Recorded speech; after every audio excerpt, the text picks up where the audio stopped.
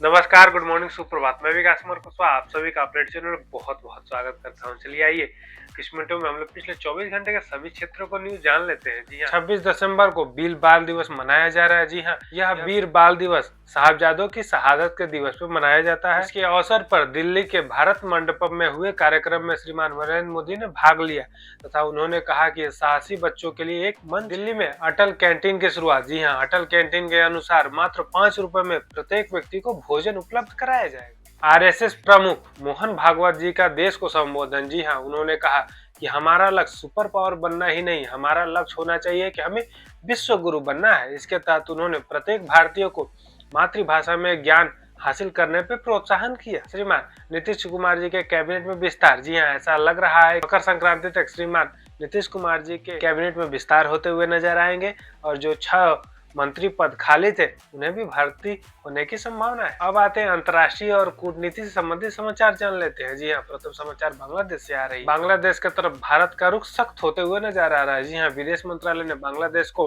वहां के अल्पसंख्यकों को सुरक्षा प्रदान करने तथा उनका ध्यान रखने के लिए आग्रह किया है और साथ ही हिंदू व्यक्ति की हत्या पर कड़ी निंदा व्यक्त। H1B visa. जी हाँ, भारत ने अमेरिका से H1B वीजा के अपॉइंटमेंट में हो रही देरी के मुद्दे को उठाए।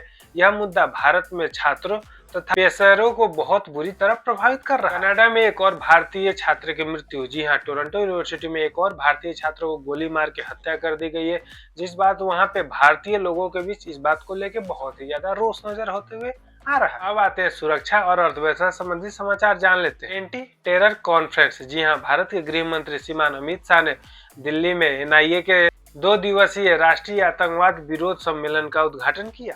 रक्षा सौदा। जी हाँ, रक्षा मंत्रालय के एक उच्च स्तरीय समिति ने भारत के स्वदेशी निर्मित बहुत सारे हथियारों को खरीदने को मंजूरी देने का ऐलान किया है। शेयर बाजारों में सप्ताह के व्यवसायिक दिनों के अंतिम दिनों में भारतीय शेयर बाजार में गिरावट देखते हुए नजर आई। हालांकि आज ही से जो रेलवे के नए टिकटों के दाम थे वो प्रभावी हो गए हैं, जिसके तहत टिकटों के दामों में थोड़ी सी बढ़त नजर आने वाली। अब आते हैं मौसम और दुर्घटना संबंधी समाचार जान लेते हैं। जी हाँ, उत्तरी भारत के बहुत सारे राज्यों में कोहरा से घना कोहरा देखने के नजर आ रहे हैं और वहीं अमृतसर और आगरा में दृश्यता बिल्कुल शून्य के करीब होते हुए नजर आ रही है, जिसके तहत राजधानी एक्सप्रेस समेत बहुत सारी ट्रेनें 5 से 8 घंटे देरी से चल रही। गुजरात में भूकंप। जी हाँ, गुजरात के कच्छ क्षेत्र में 4.4 तीव्रता का भूकंप नजर आया है। हालांकि इससे कोई भी ज्यादा नुकसान होने की खबर की भी कोई पुष्टि नहीं है। अब आते हैं खेल जगत के समाचार को जान लेते हैं। जी हाँ, खेल जगत में वर्तमान समय में विजय हजारे ट्रॉफी की बहुत ही ज्यादा धूम मच रही है, जिसमें विराट कोहली ने 77 रनों की शानदार पारी खेली और वहीं रोहित शर्मा गोल्डन डक यानी पहली ही बॉल पे आउट हो गए।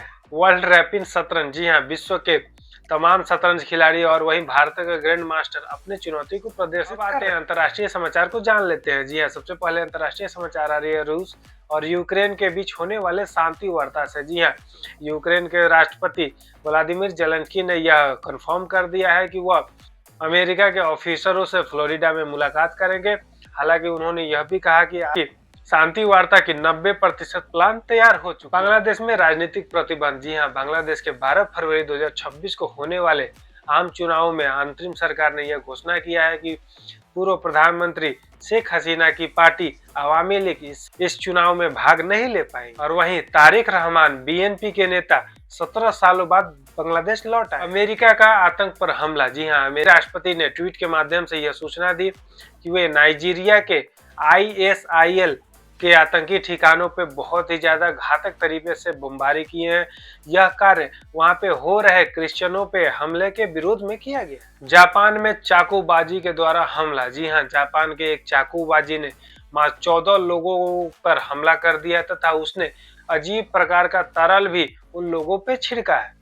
उस चाकूबाज को गिरफ्तार कर लिया। मलेशिया राजनीति। जी हाँ, मलेशिया के पूर्व PM नजीब रजाक को 1MDB घोटाले के लिए भ्रष्टाचार का दोषी करार किया। आते हैं अर्थव्यवस्था और तकनीकी संबंधी समाचार जान लेते हैं। जी हाँ, ईरान ने एक नया वीडियो रिलीज किया जिसमें उसने दर्शाया है कि वह किसी विदेशी तेल टैंकर को अपने कब्जे में कर लिया और वहीं उसके चालक दल को भी अपनी हिरासत में रखा है।